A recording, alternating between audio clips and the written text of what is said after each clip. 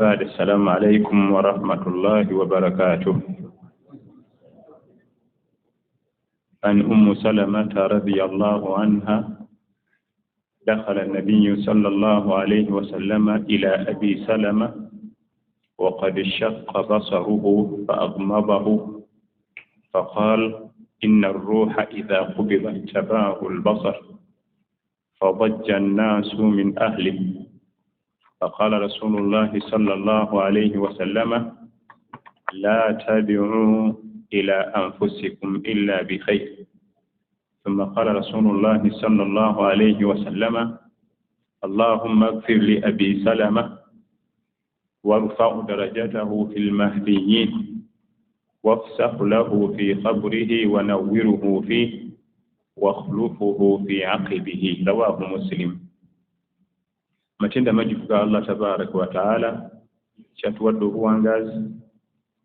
Tumusaba Allah tabaraka wa taala atuwa obulungi obuli mu lunaku luno. Tugenda kufunayo hadithi emu biidhinihi tabaraka wa taala. Niwe ebyokuyiga ebyolwaleero oluvannyuma tugende mu bibuuzo insha Allah. Hadithi gyetutandise nayo an Ummi Salama radiyallahu anha. Eva ku mukyala ayitibwa Ummu Salama. Amanya g'obuzaale ye Hindu binti Abi Umayya al-Makhzumiyya, nzala y'omu kibuga Makka al-Mukarrama, omu ku bakyala bakukunavu mu ummatu Muhammad sallallahu alayhi wa sallam. Naye mukyala ono mukyala wa Nabbi Muhammad sallallahu alayhi wa sallam. Naye ate byagenda okutunyumiza yali tannaba kujja kufumba mu maka gano. Atunyumiza ali mu bufumbo obukadde ewabba gye yasookera gwebayitanga Abi Salama. Gye yasooka okufumbirwa ng'akyali muwala muto. Kati tugenda okumulaba leero nga tannaba kufumbirwa Nabbi sallallahu alayhi wa sallam. Atunyumiza ebyali mu maka gaabwe. Ummu Salama. Bahindu bali babiri mu umma. Waliwo Hindu binti Wahab, oyo yagulira omutemu Hamza naye bamutanga Hindu. Ne waliwo ne Hindu binti Abi Umayya mukyala wa Nabbi sallallahu alaihi wasallam. Bahindu babiri abali mu basahabiya radiyallahu anhunna. Atugamba ebyali mu maka ge nebba Abu Salama. Dakhala an-nabiyyu sallallahu alaihi wasallam ala Abi Salama. Nebbi yayingira okujja okulambula omulwadde. Abi Salama amannya ge ag'obuzaale ye Abdullahi bun Abdul Uzz al-Makhzumi. Bali bava mu kika kyekimu ne mukyala we, bali Makhzumi. Abdullahi bun Abdul Uzz ye jenero ono yali musajja mulwanyi namige, musajja wa Nabbi Muhammad sallallahu alayhi wa sallama, omu ku basajja b'oku lusegere. Bamutanga Abi Salama. Era yamukoleranga emirimu gye mingi omwami ono. Kikolera Nabbi Muhammad sallallahu alaihi wasallam. Yasenguka ensenguka zonna, olusenguko lw'okugenda e Habasha lwasooka, n'avaayo n'olusenguko lw'okugenda e Makka, olugenda e Madiina yalulimu n'entalo. Abu Salama ono omwami ono yafuna ebisago ng'ali ku mirimu gya Nabbi Muhammad sallallahu alayhi wa sallam. Yalina ebikwekweto byali amutumyemu n'afunayo ebisago. Ebisago ebyo ne bitawona mpaka kufa. Naye Nabbi yajjanga omulambula sallallahu alayhi wa sallam. Omu ku basajja be ab'oku ntikko yajjanga omulambula. Kati ku lunaku luno dakhala an-nabiyyu sallallahu alayhi wa sallam ala Abi Salama. Yali azze okulambula n'ayingira mu ruumu omulwadde mwe yeebase.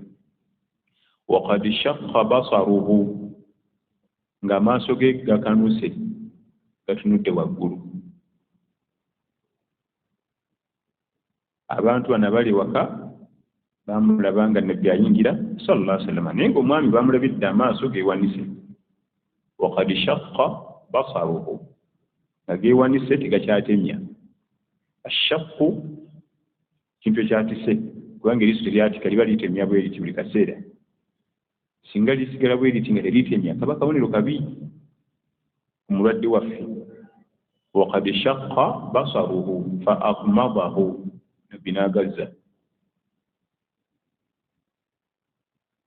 n'abagamba ebigambo bino nti inna arruha idha qubida tabaahu albasar, inna arruha idha qubida tabi'ahu albasar, omubiri gugibwamu amaaso gagugoberera. Fadajja annaasu min ahli, abantu mu maka ago batandika okukaaba, baali tebannakimanya nti omuntu yafudde. Baali bamulabye dda nga amaaso ge geewanise tegatemya. Mu biseera ebyo baali tebakimanyi nti amaaso okufaanana bwe gatyo kitegeeza kufa. Yabategeeza nti kasaga nti omwoyo bwe gufuluma amaaso gagugoberera. Fadajja naasun min ahlihi, ab'ennyumba y'omwami ono, abakyala, abaana, abawala, abakozi ne batandika okukuba emiranga, kubanga baali tebannakimanya nti omuntu waabwe yafudde. Era ne Nabbi sallallahu alaihi wasallam tannakimanya, yali azze kukyalira mulwadde. Okutuuka mu bedroom, mulwadde mwabira bulijjo nga yafudde dda, naye nga tebannamanya. Yeno Abi Salama Abdullahi bun Abdul Uzza al-Makhzumi nga mbuyaga. Fadajja annaasu min ahli, abantu batandika okukubya emiranga n'ebiwoobe naki. Faqala Rasulullahi sallallahu alayhi wasallama, kati ate nabbi n'akyukira bano abakaaba n'abagamba ebigambo bino, la tadi'u li anfusihim illa bi khair, temwesabire okujjako ebirungi. Ebigambo ebyogerwanga omuntu waffe tufunye amawulire g'okufa kwe ziba dduwa. Ya imma okusabira omugenzi edduwa embi, oba ffe okwesabira edduwa embi. Weegenderezanga nnyo ebigambo by'ogenda ofulumya ng'omuntu akutuse. Nabaga nti mwesabire okujjako ebirungi. Sallallahu alayhi wasallam. Abantu omuntu waafa bakunkumuka ebigambo ebikiri haramu, naddala ku bakyala. Mpita tampitaba, anyiizi tanziramu, ntekedde ennyumba, ngenda kubeerawo ntya, ngenda kubonaabona n'ensi eno. Ezo dduwa, ezo dduwa. Kati tukole ki ng'omuntu waffe afudde? Sabr, bugumiikiriza, tugumiikirize inshallah, kyekikubirizibwa. Nesso si kulombojja, naddala abakyala balombojja. Nabbi sallallahu alayhi wasallama bwe yamala okukyukira abantu ba n'abaga nti temwesabire okujjako ebirungi, naddira musajja we generaali naga nti allahumma gfir li abi salama, natandika omusomera edduwa. warfa'u darajatahu fil mahdiyin wafsahu lahu fi qabrihi wa nawwiruhu fihi wakhlufuhu fi aqibihi. Ayi Allah nkusaba osaasire omusajja ono Abi Salama, omusitule eddaala abiri mu balungama bagenda okubeera mu bifo by'omujjana ebyowaggulu. Wafsahu lahu fi qabrihi, entaana ye gigaziye. Wa nawwiruhu fihi, giteekemu nuuru kitangaala. Wakhlufuhu fi aqibihi, n'abantu basikiza omusigo omulungi. Rawaahu Muslim. Hadithi eno gyagisanga mu kitabo ekya Imaamu Muslim bun Hajjaj bun Muslim an-Naisaburi, emunyenye eva mu ggwanga erya Iran mu department ya ilimu ya hadith, rahmatullahi alayhi rahmatan wasi'a. Ebyokuyiga ebiri mu hadithi gye tulabye, kisookera ddala amir, imam, mufti, qadi ateekeddwa okuba ng'alambula abantu be abalwadde. Ku kitiibwa Nabbi sallallahu alaihi wasallam kyalina, yandibadde ajja mu maka ga Abi Salama, yajjanga entakero mulambula.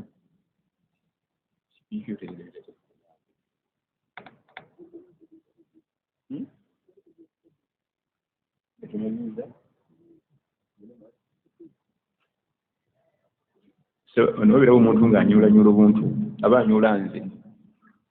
banyola wano zino wali tufunayo kazindalo kamu kola gwaya zino zonna tewali omwana wano asomye IT asobola kufuna akazindalo kamu bano bapiikinga ngeri oba gye bateeka obupinyi bwabwe kubanga bamu bitutabula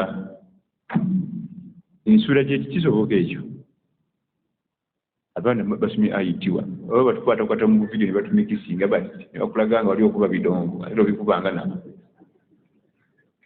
olukana akawaya kali mungi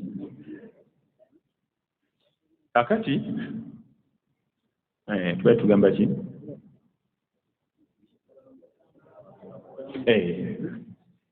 eno hadithi owekitiibwa Ibn Hajar al-Asqalani yagireeta mu kitaabu al-Janaiz ekitabo ekyogera ku byokufa ng'erimu emisomo mufufoolo omusomo ogusooka omusiraamu amiri imaamu ateekeddwa okulambula abantu be nga balwadde nabbi sallallahu alaihi wasallama yajjanga nnyo maka ga musajja we olwo yakimanya nti yafuna ebisaago ku mirimu yajjangawo nnyo kulambula omusajja we era ku olwo yali azze mulambula kumbe yali yafudde ekyokubiri ekyokuyiga mu hadithi eno bw'otuukanga ku mayiti nga waliwo emirimu gy'osanzewo gy'oba osooka okukola kubanga bwe yatuukawo sallallahu alaihi wasallama waqad shaqqa basaruhu nga amaaso ge gakanuse tigeebisse esuka fa agmadahu n'agazingako makulu bw'otuuka ku mayiti yonna ng'eriko emirimu gisookereko genza okuba si maaso ng'adde esana kugolola obanga alina ekintu kyamutuuseeko oba kusiba kaba kubanga mayiti weba ekyali fresh eba nnyangu yakukolaganika nayo naye bwe wayita obudde nekakanyala ate eba nzibu kati asooseewo n'olabawo omulimu gwonna sooka gukole ate totya abamu batya mayiti totya kubanga ffenna we tugenda okulaga ekyo ekira kyetuyiga mu hadithi abantu tusoboka okuba nga tebakimanyi nti omuntu yafudde nabbi sallallahu alaihi wasallama yali ababuulira buulizi nti inna ruuha idha qubida tabi'ahu albasar omwoyo bwe guggyibwamu amaaso gagugoberera kati oluusi gadda ne geebikka oluusi gasigalayo kisinzira oli Allah enfaji yamutegekera tekitegeeza nti bwe gasigalayo nti kabonero ka nfa mbi oba nti bwe gakomawo kabonero ka nfa nnungi awo tewali kabonero eyo yonna Allah enfa aba yakulonderako ekika ekimu ku ebyo ekyokusatu abantu abakafuna amawulire g'okufa kw'abantu gw'omuntu we oli n'afuna amawulire asana kudduukirira n'ebigambo ebimukumaakuma esena bye bagamba nti amaaso gagoberera omwoyo fabajja nnaasu min ahli abantu bateka okutema emirambi ate n'abanguyira nti abange mwegendereze kubanga baitu bannakimanya nti omuntu afudde mwegendereze kubanga bimugenda okwogerawo dduwa ya imma muzisabira mugenzi wammwe omuntu wammwe oba muzeesabira era kyakuyiga kyekiri awo nti omuntu amala okujjulukuka tumwogerako bibi wadde alina nsirika muleke kubanga gyalaze si wange eri gyalaze teri kusaaga si kuliisa bijanjalo mpiso ekira kiriga mu hadithi ti omubaka sallallahu alaihi wasallama wadde omufu ono alina okusaalirwa musajja we abi salama alina okusaalirwa essala ey'omufu esuka kumuwa dduwa naye jjukira nti asoma edduwa eyo ye nabi Muhammad sallallahu alaihi wasallama ezize zaanukulwa era nga zonna bwe yazisoma nga bwe yazaanukula tutegera tutya nti yazaanukula ennyingo esembayo mu hadithi ti wa khulufuhu fi aqibihi famire gyali semabega giteekemu omuntu omulungi tugende twogera hadithi eno eva ku Ummu Salama Hindu binti Abi Umayya al-Makhzumi naye wano waatunyumiza ebigambo bino yali tannafumbirwa Nabi Muhammad sallallahu alaihi wasallam naye mu dduwa nabbi ziyasaba nti ayi Allah famire eno giteekemu omuntu omulungi abaana bano omukyala at the end of the day nabbi sallallahu alaihi wasallam yawasa omukyala ono Allah bati yanukudde dduwa anawasako omukyala baani basigala. Nabbi sallallahu alaihi wasallam wayita ebbanga n'awowa Salama n'afuuka nayingira mu first family, nayingira n'abaana be bonna nabo ne bafuna ekitiibwa ky'okuba nti bali mu royal family, omukyalo n'afuna obulamu bulungi. Era Nabbi sallallahu alaihi wasallam nga tannawasa Salama yagenda ng'omulambula nga namwandu w'omusajja we ku bajenero bye yalina ab'amaanyi, naye ng'abeera amusanga akaaba. Nabbi namubuuza sallallahu alaihi wasallam, ng'okabidde nnyo omwami? Namugamba nti ya Rasulallah, mu duniya muno tewaliyo mwami Allah gw'ayinza kumpa ng'afaanana omugenzi, taliwo wano wansi w'enjuba. Wano wansi w'enjuba takola ki? Taliyo. Tewaliyo mwami wano wansi w'enjuba ayinza kufaanana mugenzi. Naye Nabbi bwe yamala okuwa omukyalo ono lumu nga bali mu mukwano gwabwe, yamubuuza nti waŋŋamba lumu Allah tayinza kuwa mwami wano wansi w'enjuba alinga Abi Salama? N'agamba nti ate gwe yamba tamanyi n'oli, kubanga yali afunidde Nabbi Muhammad sallallahu alaihi wasallam. Ekirala kye tuyiga mu hadith, Nabbi sallallahu alaihi wasallama yawasa abakyala bangi, naye si lwakuba nti yalina omulugube n'omuluufu n'omululu mu bakyala, kwabanga kusaasira. Era bw'ogenda otunuulira abakyala be abasinga kumpi 90% bannamwandu balemereddwa, obulamu buganya ogenda mu maaso, baga nti jangu tubeere wano. Basi yafiira mu lutalo nga gwe kenyini wamutwala ebbadiri n'afiira eyo, akati ndi wano n'abaana, jangu tubeere wano, jangu tubeere wano. So si nti yalina omuluufu n'omululu nga bwe babijweteeka batamanyi irimu. Esanga ng'omukyalo yakaaba, kati n'agenda amusangula amaziga gonna, n'ataleka amuziga n'eri sallallahu alaihi wasallam n'abaana be bonna. Era abasomesa bamasheekhe baffe batusomesa nti okuwasa nnamwandu kirimu empeereza ezitagambika.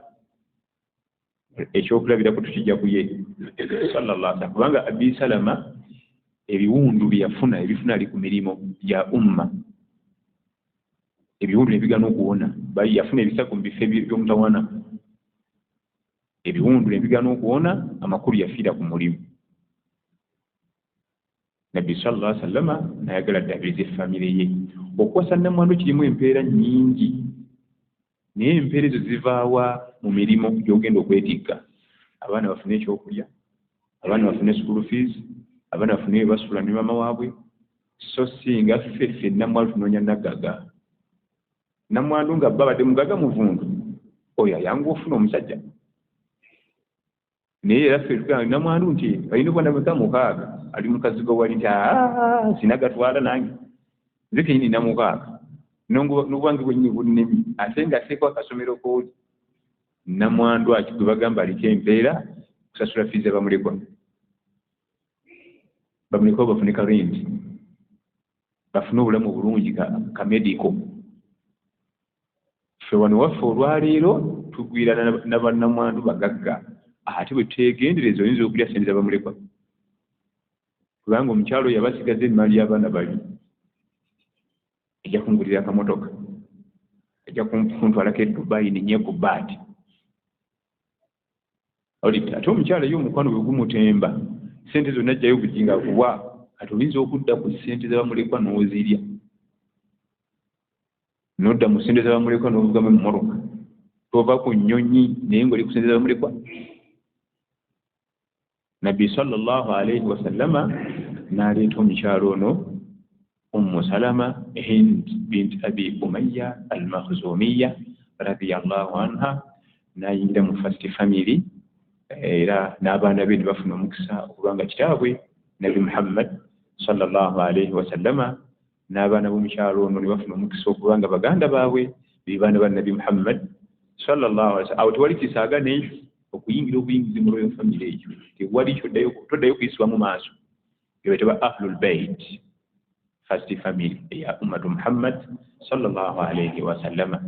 Edduwa Allah n'abanga yajanukula naddala akalaini akasembayo tukalaba ti wa khulufuhu fi aqibihi, n'abantu be baalese emabega bateekemu omuntu basikize omuntu mulungi omukyala emekuddangawo nti bazoole yafa namusubwa nnyo naye kati bino byendiko bikyukuli bazoole yafa yali musajja bino byendiko ono feeke buno obufu bwe najjamu drama nabbi sallallahu alaihi wasallama n'atwala omukyala ono n'abaana be bonna abaana be yali ate nabbi yatwalanga omukyala amutwala ne ttiimu ye so si nkuwasa naye tojja diba naye duniya eno osanga omwami yala kukwasa mukyala naye ng'ate amukomekere tojja n'abaana nombuuza otegeera oyo omukyala okujja okufumbira obulungi ng'omusaayi gwe guli wano naye mbw ate abaleka eri ate yajja eno amakulu nagenda kuleeta boode ebirowoozo nga biri eri abaana be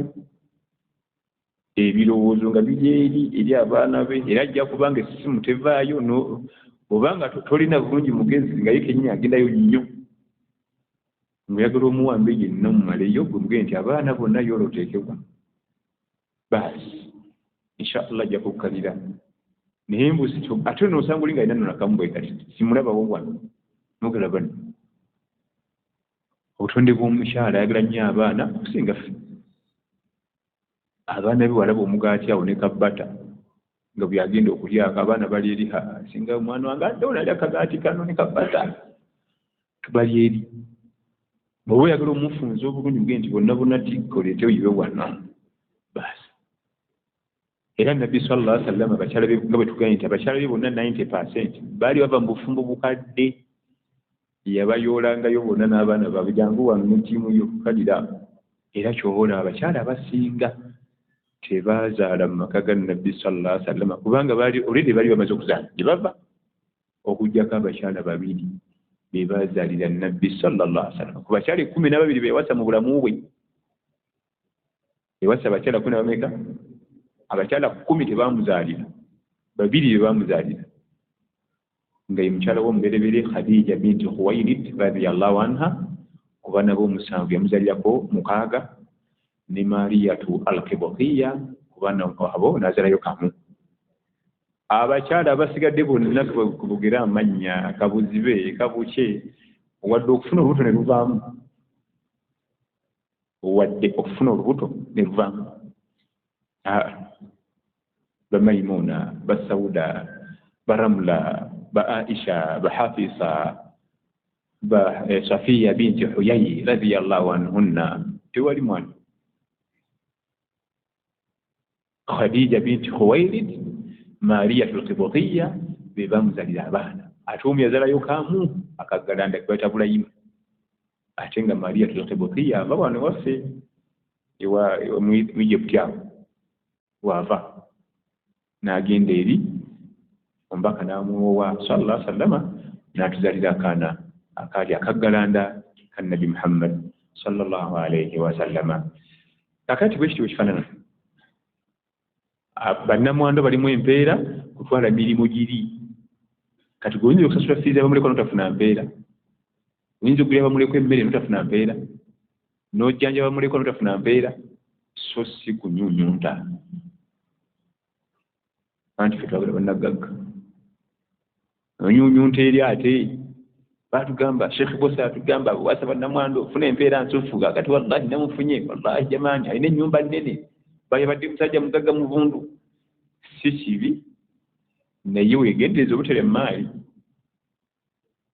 weegendereza obutalya maali y'abamulekwa kubanga ye omukyala banaakwagala ng'aggulawo za akawunti zonna nga zikuteera ati ng'ozegazanyizamu nga bw'oyagala kumbe mulimu maali y'abamulekwa akati nga tumaliriza hadithi eno akalayini akasembayo ke kantutte mu hadithi eno olwaleero وخلفه في عقبه إن الذين قالوا ربنا الله ثم استقاموا تتنزل عليهم الملائكة ألا تخافوا ولا تحزنوا وأبشروا بالجنة التي كنتم توعدون الله تقام تكالينو من القرآن الكريم أبقاماتي نسمع دلبك الله تبارك وتعالى نبني لك الدين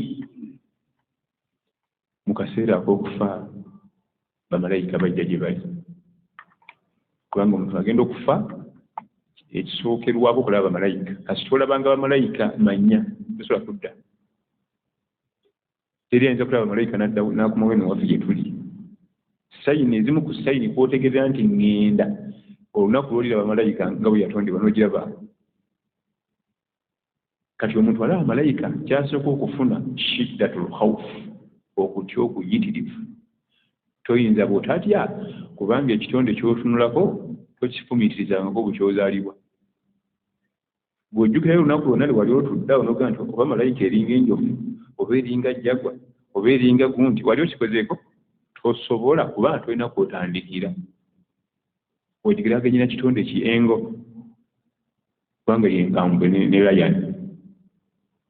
Kati ekitonde kyo olunaku essekendi gy'osooka okikubako eriiso otya okutya okutagambika. Naye Allah tugamba nti tatanazzalu alayhim almalaika, mu kaseera k'okufa bamalayika bajja gy'ali.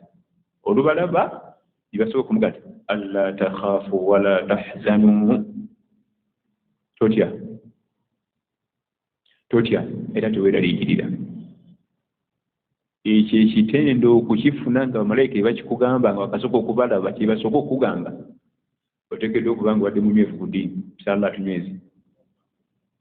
Alla takhaafu wala tahzanu, totya gy'olaga mu maaso, teweeraliikirira gy'olaga mu maaso, wateekateeka. Allah yasiima. Totya teweeraliikirira gy'olaga mu maaso, wateekateeka. Allah n'asiima. Ate totya teweeraliikirira mu byolesa emabega. Abaana, omukyala, emmaali yange gye nnwanyiridde, n'engenda mu nsi zaawa, n'empakasa. Teweeraliikirira byolesa emabega. Abaana, mukyala, alla takhaafu wala tahzanu, totya teweeraliikirira. Allah agenda bitwala mu maaso. Yedduwa nabbi gy'asomera musajja we jeneraali Abi Salama wa khulufuhu fi aqibihi. Abantu balese bino ebisigadde emaali baana mukyala bateekemu omuntu atagenda bajuza. Mukyala agende nti omwami wange yagenda, abaana bagambe ekitaffe yafa. Awasobola okujjawo omusajja omulala abaana nga tebajulirira, ng'abaana tebajulirira daddi yafa, nga balabira ddala nga daddi bw'ali. Naye wayinza okujja omusajja mukama wange, ensambagere, ekikomando, militale, nga bwe bulamu buli waka. Ne bagamba nti daddi waffe ng'akyaliwo, situlabiranga bwe tutyo. Inna alladhina qalu rabbuna Allah thumma istaqamu tatanazzalu alayhim almalaika alla takhafu wala tahzanu wa abshiru biljanna. Era bamalayika bamugambira nti Allah akuwadde ejjana allati kuntum tu'adun. Baseeka gyali basoma mu kutuba ejjana bujjo gy'owulira bamashekhe bagyogerako, Allah akikuwadde. Naye ekyo okifuna mu sekendi esooka nga wakalaba bamalayika. Tekifunwa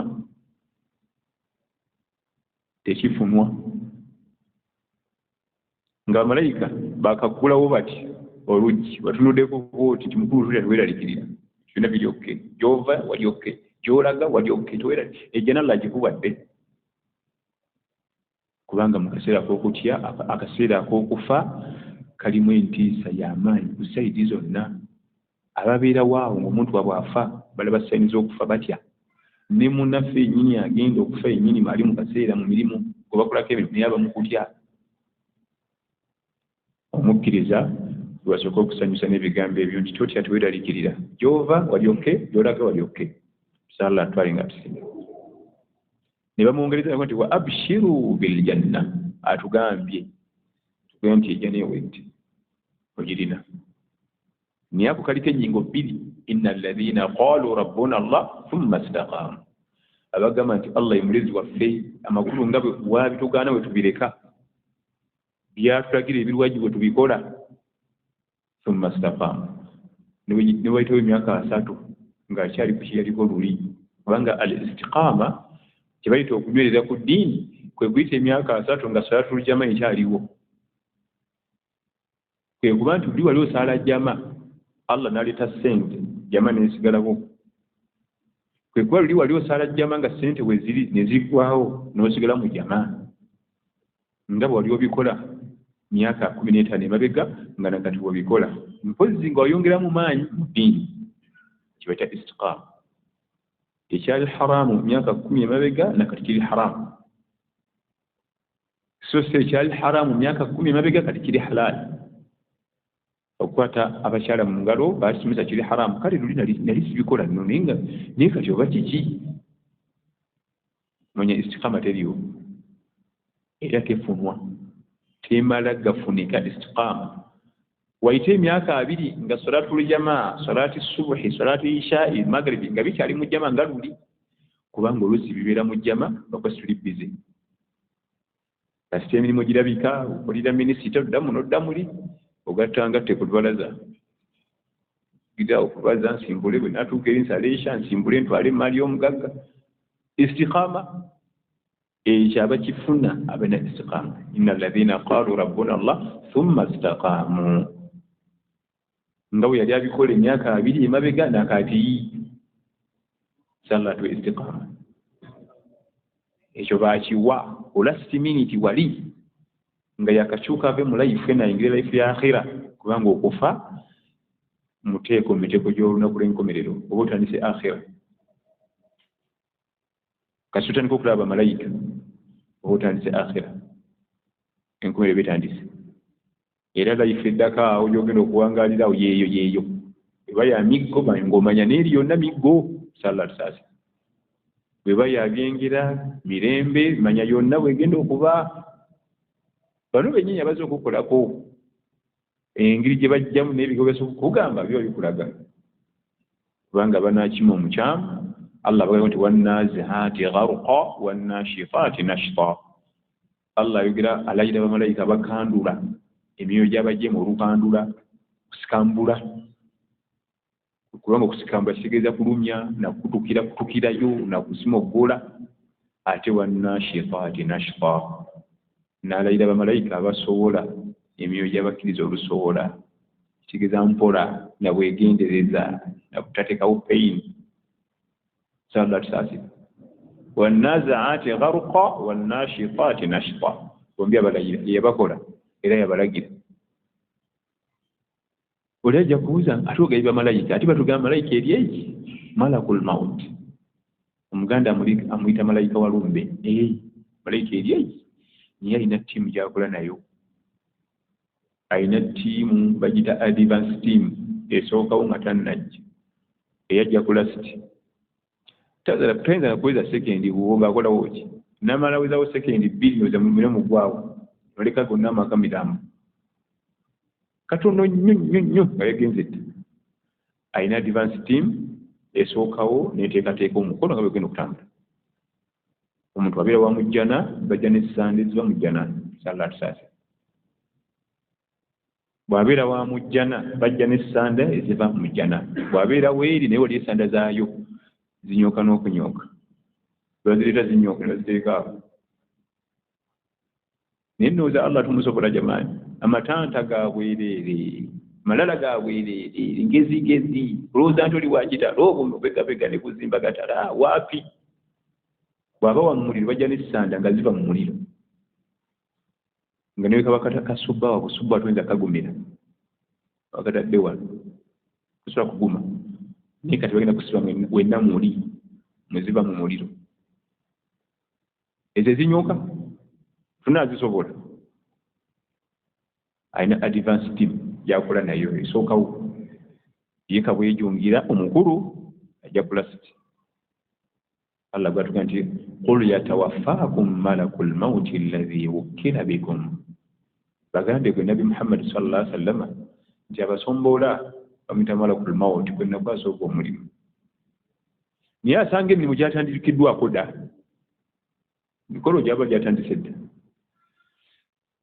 hadithi rawahu imamu muslim bun hajjaj bun muslim an-naisaburi okuva mu ggwanga erya iran bamuzaala mu mwaka 2006 munyenye za umma era yatuwandikira ebitabo bya hadith allah amusaasire omusajja ono omumanyi amanyikiddwa n'erinnya lya muslim naye nga muslim bun hajjaji bun muslim ava mu katundu bakeeta naisaburi ali eyo mu ggwanga erya iran bijja kutumala tusome leero mu hadithi eyo eya ummu salama maama omukulu wa mama ummu eno radiyallahu anha akada akasigadde tujagendako mu bibuuzo inshallah taala.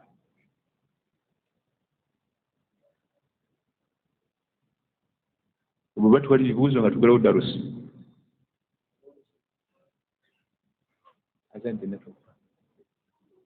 Soma tulabe somerako. Assalamu alaikum wa rahmatullahi wa barakatuh. Omuntu aba akubiddwa enkikule n'akeeriya essola alamulwatya. Wabeera akoze eki? Akubiddwa enkikwe. Waba akubiddwa enkikwe n'akeeriya essola alamulwatya mu Busiraamu. Enkikwe kuba kutya okuva mu mbeera eza bulijjo n'owulira nga gwe kenyini ozitwa kilo 5 nga gwe muwakankana n'enviiri ne ziva ku mutwe gye bayita enkikwe. Awo mu kaseera akafaanagana bwe katyo okkirizibwa okukeerera essala kuba toyinza kusaala tonnateeka essala yeetaaga ng'oteese ng'obwongo buli wamu.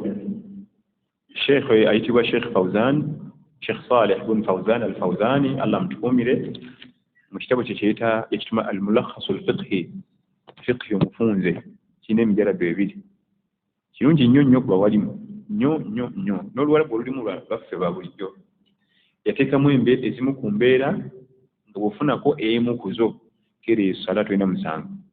Mu zo mulimu enkikwe okutya okususse toyinza ate essala eraga concentration newe nokankana bwoti nosaala otya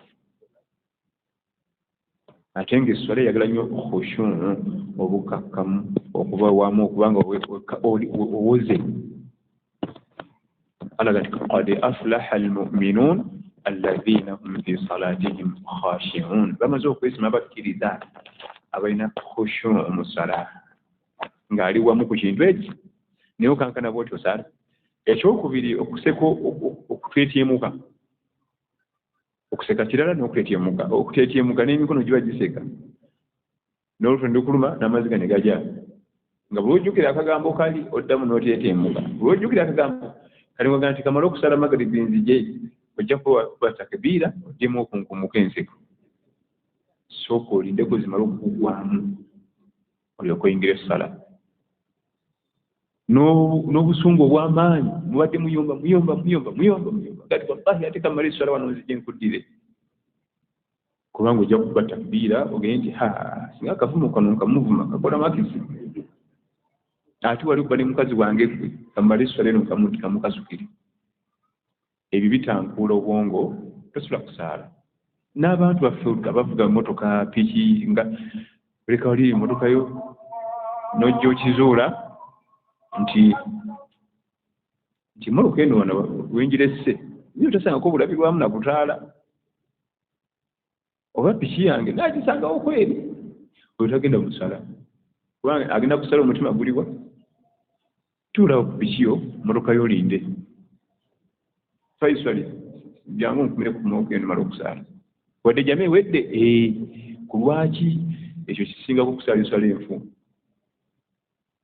Sajja oli ati saidi yawo lisimanyi kubanga ndabye nga alina n'enkovu mu kyenyi baali bamukuba ng'abba kubanga oluusi ababbi abamu balaba kubanga buli akuba omubbi akuba ku mutwe kati embali ziba zijjuddemu okusinga okulowooza nti sikakasa nti bikinjisa amakulu byonna bw'ogenda bifunza ekijjawo khushu mu ssala sooka okimaliriza okwingira essala. Era mu hadithi ya Abi Hurayra atugamba sallallahu alaihi wasallam nti la salata bihadarati at-ta'am wala wa huwa yudafi'u al-akhbathani rawahu al-Bukhari wa Muslim. Toyingira ssala nga bajjudde era lwaki birozo bijja kubeera wa ku mmere sooka olya emmere yo onootereera bulungi okugyosaale kyate ejjama ejja kuba ewedde oba obudde bw'essala nga buweddeko okusaala essala enfu agisadde obudde nga buweddeko asinga eggweko tunaagiriwa okusaala essala enfu asadde ejjama ng'ewedde n'aliwa n'asala nga bajjama ewedde naye nga ntuufu asinga. La salata bihadarati at-ta'am tusaala nga bajjudde wala wa huwa yudafi'uhu al-akhbathani wadde okuba nga weepuniza al-akhbathani ye longo call ne short call amazzi gandi naye omusajja awambuyiza neweekunya togenda funa concentration kikulu nnyo era kikola makisi nyingi mu nsala. Allah bwe yali abira kubakkiriza bagenda okufuna okwesima ku yawmul qiyama ebitendo byabwe kyakulembeza alladhina hum fi salatihim khashi'un abayina concentration mu nsala talina kiganti ate kati ebirozo biri eri nabuuza hadiisi egamba nti man akala wagawaga wa shariba ma'a dakhala aljanna. Si hadiisi bigambo by'abantu by'abaana abayiga oluwarabu ndowooza sinyawa ndowooza ne sinyatwa kyali obukunkumuka nanya n'obuzizi obusigadde mu bukopo oba bujuyisi ayingira ejjana. Nam si hadiisi ya Nabbi sallallahu alaihi wasallam wadduga nti gyeri.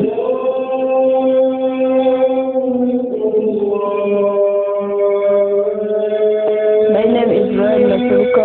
I am a student from Salfa Islamic Day and Boarding Primary School. I'm going to recite Surah Al-Qiyamah.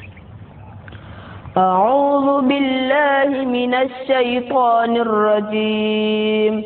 بسم الله الرحمن الرحيم. لا أقسم بيوم القيامة ولا أقسم بالنفس اللوامة. أيحسب الإنسان أن لن نجمع عظامه بلى قادرين على أن نسوي بنانه بل يريد الإنسان ليفجر أمامه يسأل أيان يوم القيامة فإذا برق البصر وخسف القمر وجمع الشمس والقمر يقول الإنسان يومئذ أين المفر كلا لا وزر إلى ربك يومئذ المستقر ينبأ الإنسان يومئذ بما قدم وأخر بل الإنسان على نفسه بصيرة ولو ألقى معاذيره لا تهرك به لسانك لتعجل به إن علينا جمعه وقرآنه فإذا قرأناه فاتبع قرآنه ثم إن علينا بيانه صدق الله العظيم. Salfa Islamic Day and Boarding Primary School. في الدنيا يزيد.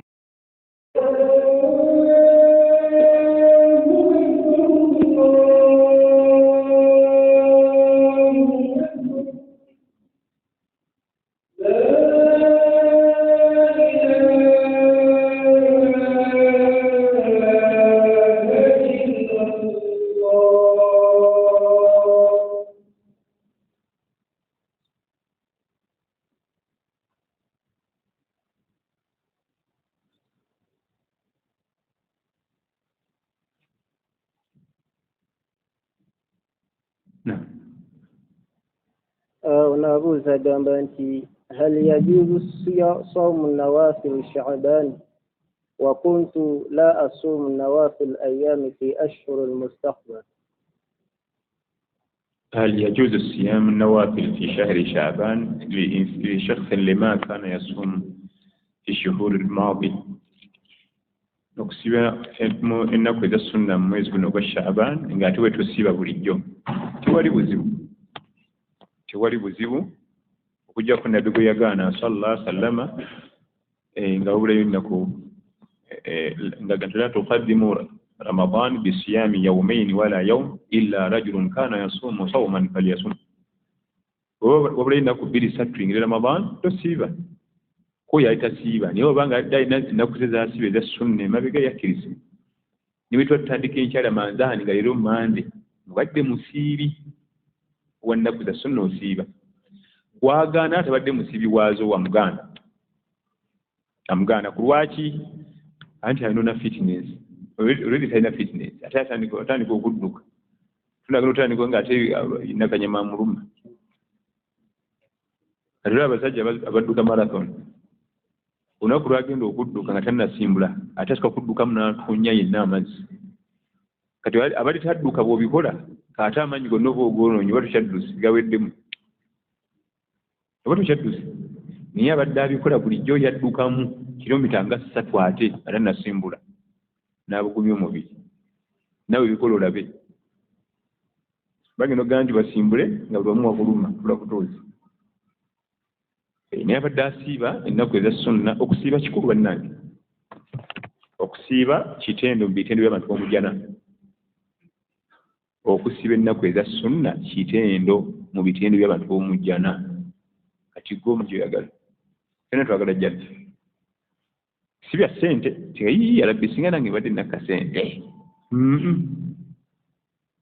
okuwangalira obulamu bw'omu kusiiba kitendo ekitendebwa n'abantu b'omujjana ku lwaki gy'okumya okusiba ennaku eza sunna n'ozibeerako okusiiba ze zimu ku mmundu ze tukozesa okumegga sheitan teriyo omwami ayinza kusiibasiiba nnaku ezo eza sunna nnyo okuggyako nga embeera ez'obuseegu n'abakyala zinafuwa agenda okulaba omukyala yali omubalagavu nga takyali mubalagavu naye ng'akyali mubalagavu naye kati olw'okuba nti sheitaani agitaddeko emmundu y'amaanyi enafuye nti okusiiba kitendo kirungi okusiiba kitendo kirinyisa amadaala agaffe ag'okugumiikiriza bweba inkamu eba erinnye kirinyisa okubanga okusiiba mulimu emiteeko gy'obugumiikiriza gyonna mu bulamu bwo olabanga obugumiikiriza bwo butono siiba ku lwaki ekyokulya okirabawo n'ekyokunywa naye n'ogana okikwatako naye ng'ennyonta kyekukola obugumiikiriza bwa bulijjo ayagala okulinyisa obugumiikiriza bwe siiba ennaku eza sunna era teriyo batusookawo balongoofu abasaala esswala 5 mu jama nga tebasiiba ffe twakasooka tuli mu kukola likodi ezitakolebwanga ezaalema bali naye nga ezo likodi si nnungi jama bannange nekino tukimanye okusaala esswala 5 ku muzikiti oba class above naye tugikuume kuuma class yo sebo ate otudde ku mweso bano bakuba matatu bano bali mu ludo gwe class yo tolina tuulaawo your class above ate mu byedduniya tumanyi kilasi zaffe njawo siri awo si kilasi yange n'agenda eri wali kilasi ze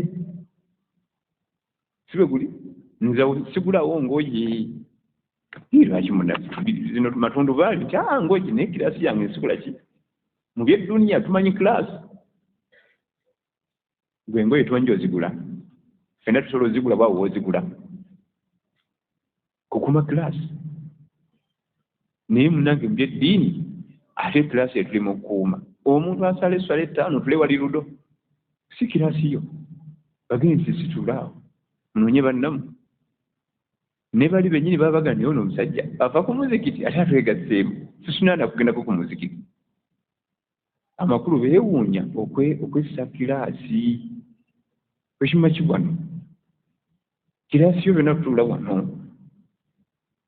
nze omusajja asala esswala 5 omukyalo naweereza emmere nfaakina wessa kilasi mmanya kilasi era gikuume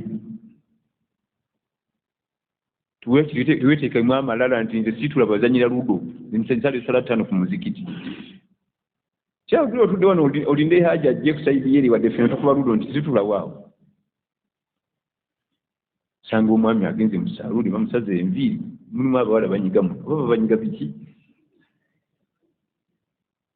ava ku magalibi agenze amusala enviiri bamunyiri ate kuyisha wessa kilasi esi kilasi yo kati omutamiivu gwe bantu badde banyiga ebyo naye omuntu ova ku magalibi ogende bakusala enviiri ate bakunyige muno abakyala bambadde nobukete bw'ate kati kangende bazinya isha okumanga kilasi yo kasita oba ng'osala esswala zo ezi olina kilasi mu ddiini wooli gikuume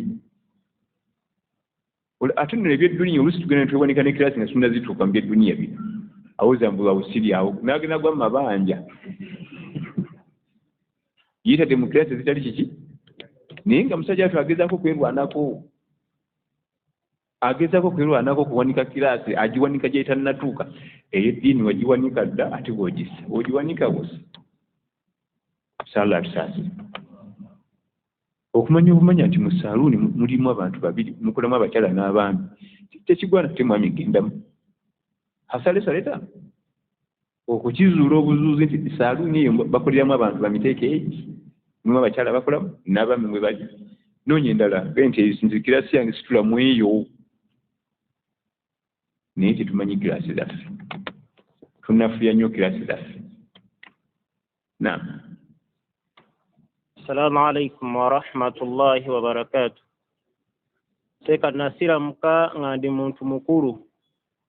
Nalina abaana be nasooka okuzaala abamu ne bagaana okusiramuka. Era ne bafumbirwa abakaafu. Mbuuza nina kukolagana nabo ntya kuba nze ndi musiraamu ate bo bakaafiiri.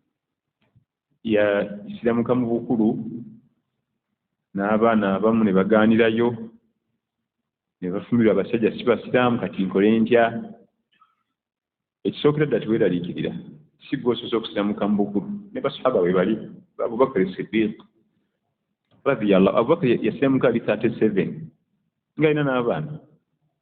Umar ibn al-Khattab radiyallahu yasiramuka alina abaana 3.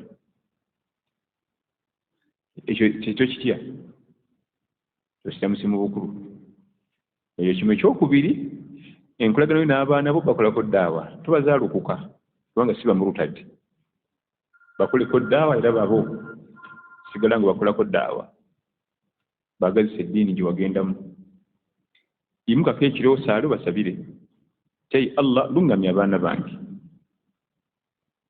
so si temuddangamu kulinnya wano nze nsoma eddiini ya busiraamu nabazaalukuka mwagaana okusiraamuka kubanga ekitangaala tekijja lumu kigulabye ekitangaala n'abaana bonna abo abakulu webuba buto kyusa bukyusa bwoti nozeeni naye abakulu baafumbirwa nadda baawasa kubasabira n'okubagazisa eddiini insha Allah wallahu a'lam. Assalamu alaikum wa rahmatullahi wa barakatuh.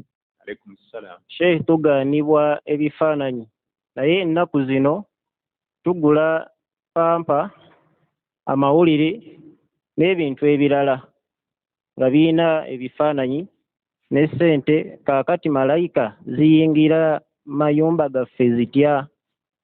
Tugaanibwa ebifaananyi era bil haram tebikkirizibwa mu busiraamu era bya bulabe era tebirina makulu naye ku mulembe guno ebintu byonna biriko ebifaananyi ebipande abaana kubasomera pampa zaabwe ate bw'ogenda no mu bazungu bedroom y'omwana yonna ejjira ebifaananyi mubeesebeese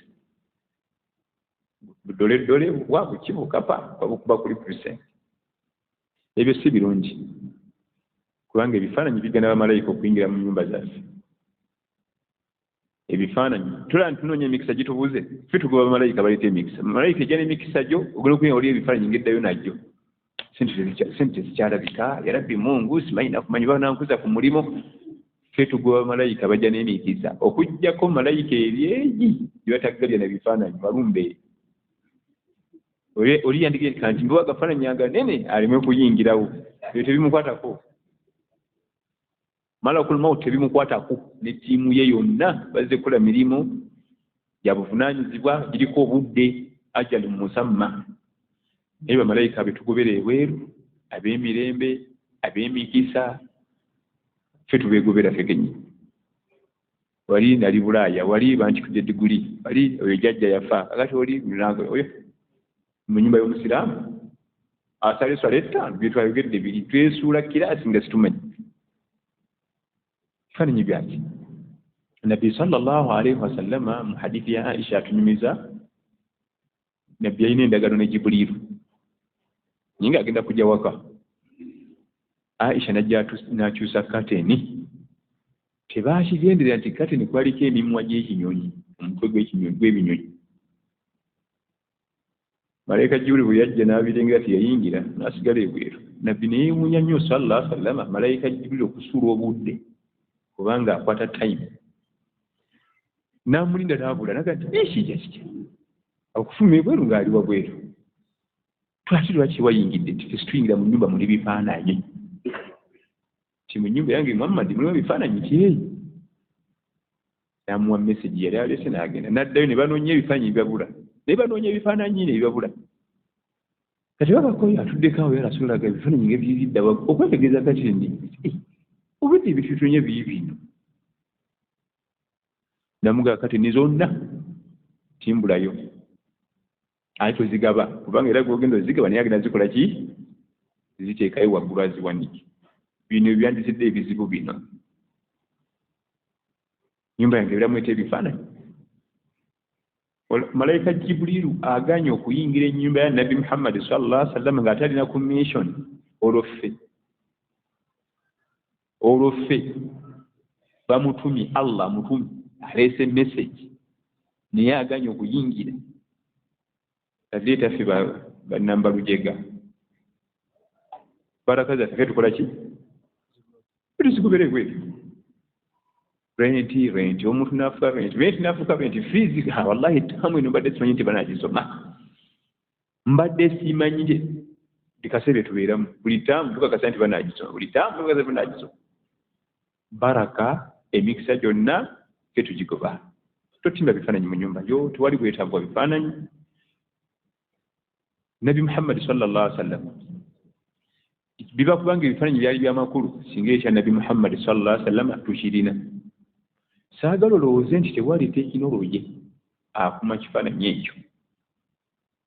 Byaliwo naye olwokuba tebyalina mugaso Allah teyabitukuumira.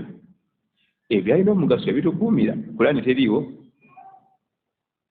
Tekinologiya akuma Qur'an newekifaananyi aliwo omuzibu wa Qur'an muzibu nene. Naye yonna ekyaliwo ekyali intact. Sura nga bwe zaali nakati bwe ziri Al-Fatiha, Baqara, Ali Imran, Nisa mpaka ku Nas. Ebyalina amakulu yabitukuumira era tubisangawo. Ebitalina makulu kiba kubanga ebifaananyi byalina amakulu ekya Nabi Muhammad sallallahu alaihi wasallam singa tukirina bungi nnyo.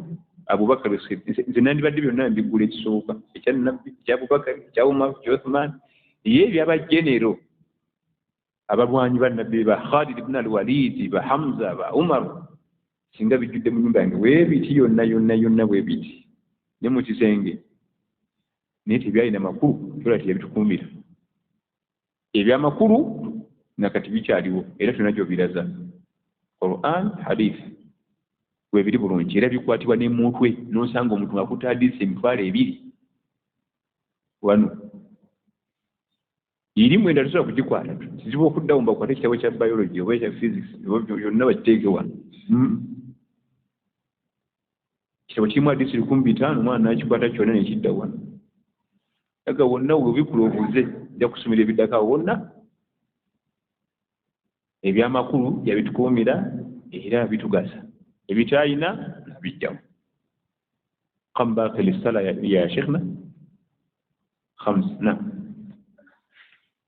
Onagamba nti how much time do I need to assess a woman I intend to marry?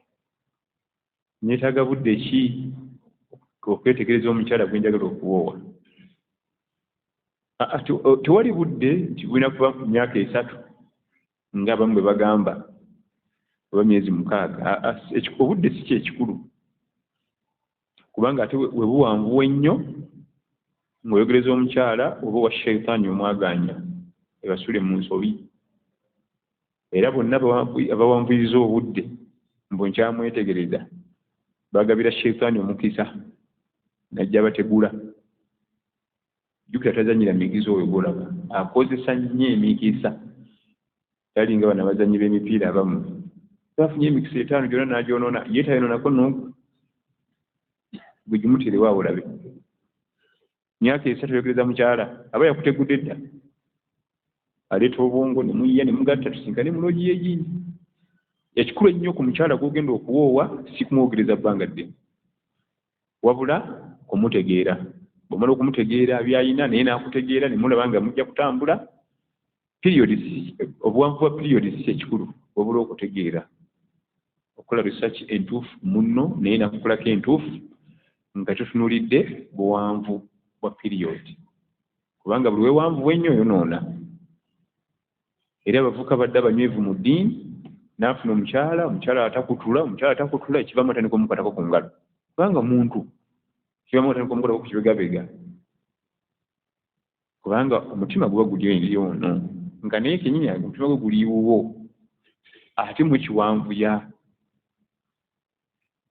ye nabbi n'abitufundiza sallallahu alaihi wasallam idha ja'akum man tardawna dinahu wa khulqahu fazawijuhu kasita musiime eddiini n'empisa khalas tugende kasita musiime eddiini ye engeri agikwatamu n'enneeyisa ye mu bantu mu kugula mu kutunda nga tumuwa omukyala ate ye n'atugamba tunkahu lmar'a li arba'in bwe tuba tuwasa abakyala tunulire bino aljamal almal alhasab waddin beauty maali biki byonna naye naaga nti faru bidhati ddin esiteteeke wali eddiini gyoba otunulira omukyala alina eddiini naye oba talina beauty eddiini egireeta omukyala alina eddiini naye waba nga si wa bbeeyi ewaabwe afuuka wa bbeeyi famire terina ssente fetwagedde nnyo famire ezirina essente ate ne bakussa mu nkwawa ate n'oyomba anti otuuke waka nga omukyala taliiwo wambi n'oluwa dadi yampise n'otangamba nako olina kakigwe tugambe gwe dadi adde mu kuggwe okugamba olina kaki ate n'okozimba naye famire gy'ogenda okukosamu ng'erina eddiini omuko mumugambe amina amugambe tumwetaaga gwe gwenyini gwe bagamba haji yankubidde simba kwetaaga kusande kyo nti abagagga amina jangu kusande tupagala full stop amaka galimu eddiini batuma maani twali tusaba amina oyo kusande tulina abcd sawo tukkiriza gye yatuusa amawulire kati ku byonna emirembe gifunawa diini yenna yagala emirembe mu duniya muno diini mu kuwasa diini kufumbirwa diini basenga babuuza omwana affe omuwala omusajja gwe bafunye alina ssente kola mulimu ki bo kye bafa kasita ayogerayo omulimu nga munene muzava nti mwanange bale kuyigga egyo badde otambulira wadde walungi olaba ovubyeyo oyo ebisibi yatutuma sallallahu alaihi wasallam tiyatutuma ebyo basenga mwegendereze kubanga nomukalica yaffe omwana bwafuna omusajja agenda basengaawe yabiteeka bo babuuza kimu mulimu ki kasaayoatika kati omulimu sinagumanya bulungi olina amagezi yafunire omusajja munaku webuuza ddiini esola zajjama zikwatira watula kumma eddalasa kulwaki eddiini ne bagikulembeza nnyo eddiini erimitinga eddiini egaba levo ate omulala afuna omuvumaavuma nga ddiini eri wakati onodda saawa zoyagala eddiini ekuwa levo saa zino ina kubaka wano toyingirawo bino tobikola kulimitinga bweti ne bakusalako ne basalayo yonna nobeera mu kabookisi nobanya nti omukyala tebamuvuma omukyala tebamusamba misamba gere naye ffe tufa ssente kakazi kati olumala okukagabayo tukagenda okweza emyezi 2 nga konna kakoze omuvubuka mumwama wa ssente ayina ono ayina oli alino nakwano anti ssente nyingi kakazi kati nekagenda kagwa mu ntalo katunkana n'omuwala kabati kakyaliwo nate waliwo ono ne kaggwako ennyama anti mwafa ssente kati mugume bwe mukubira omwana omuwala essimu ali maziga bwe mukubira essimu ali maziga bwe mukubira essimu ali maziga mwafa ssente mugume farubirati ddiini kyekikulu kubanga eddiini egaba levo tosobola kubuukabuuka ng'oli mu ddiini anti wano mba ndyaza amaanyi allah ajja kummanya ku kiyama wano mba ndyaza amanya ekitonde kino wano mba ndyaza amanya ekitonde kino n'omanya nti ntambulira weewatya we neetooloolera eddiini yejokona ku mwami ono biidhinillah alime kujoga mwana waffe so si sente zimuwaganya